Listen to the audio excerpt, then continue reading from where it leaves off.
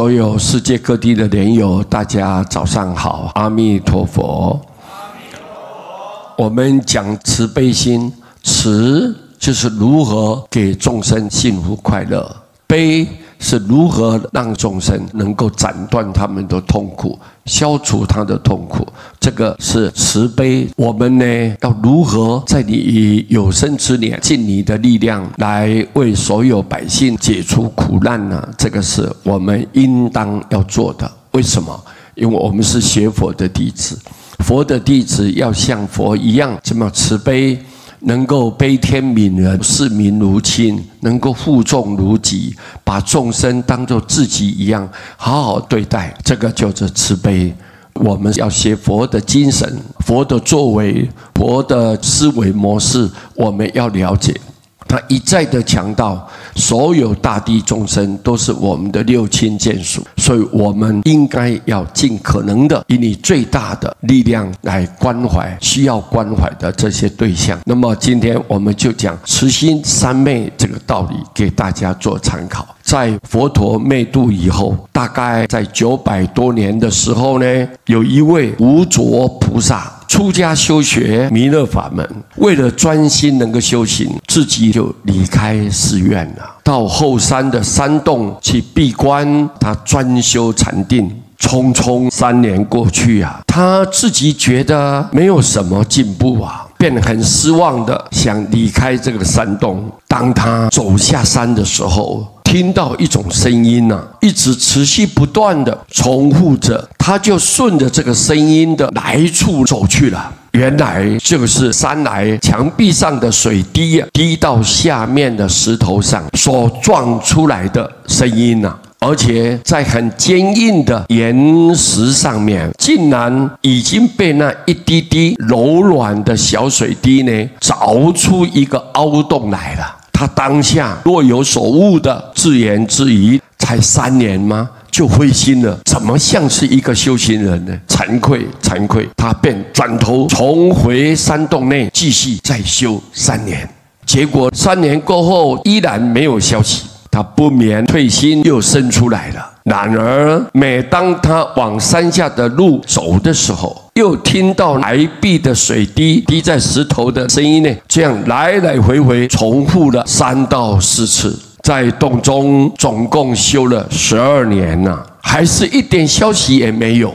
这一次呢，无着菩萨下定决心，我一定要下山了。他走回山下的路上，有一个比较狭窄的山道啊，一边是陡峭的山岩，一边是万丈的深渊。正巧有一只狗横躺路的中间，无着菩萨往前查看，狗的下半身已经溃烂的长出蛆来了，上半身露出恐惧痛苦的相啊。他那呻吟的声音让无着更加升起悲悯之心，他想帮忙，但不知如何个帮法啦。如果把蛆拿走，蛆没有肉可以吃，它会死掉啊！不拿掉这个蛆，狗会被蛆啃死了。他左思右想以后呢，决定解下他的戒刀啊，割下自己一块大腿肉啊，再用自己的舌头把腐烂的蛆填起来，放在自己的大腿肉上面。然而当他弯下腰啊，闭起眼睛，伸长舌尖往那一只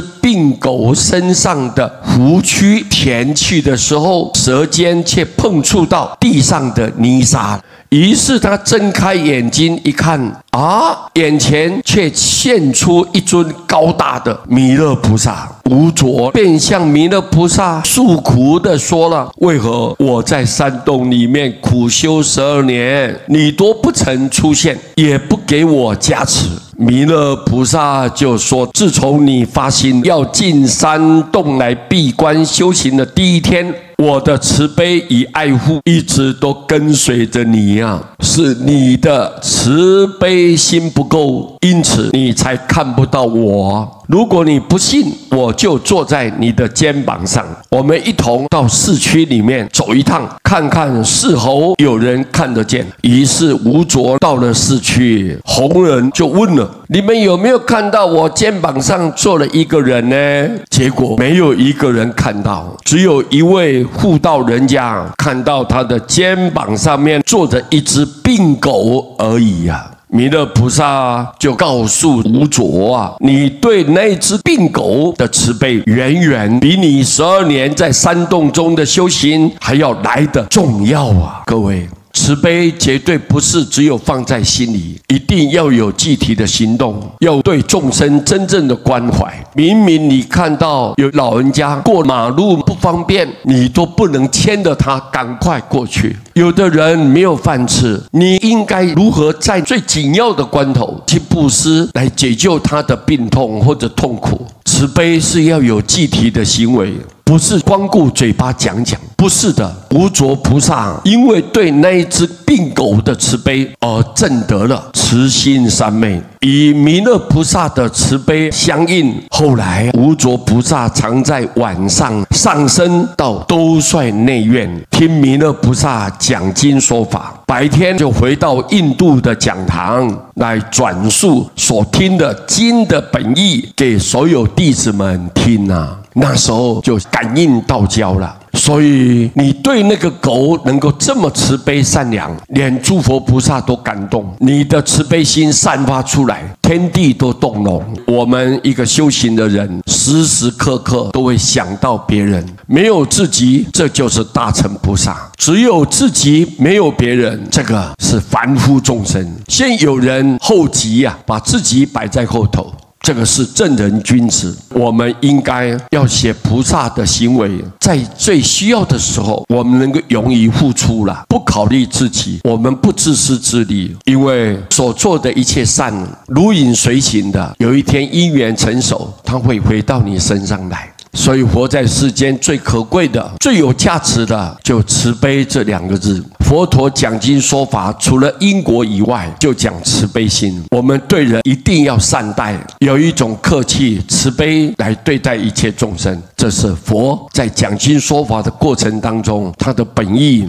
你看他千里迢迢跋山涉水，到处奔波，无非就是要让所有的众生都能离苦得乐。那种用心，那种爱心，那种体谅心，无非就是慈悲这2个字最具体的代表。所以我们很感动，为什么我们最大的善知识就是释迦佛陀？因为他对我们太用心了，对我们无微不至的付出，一切都不求回报。这种慈悲可以说是最大的体现，我们很感恩，非常感恩。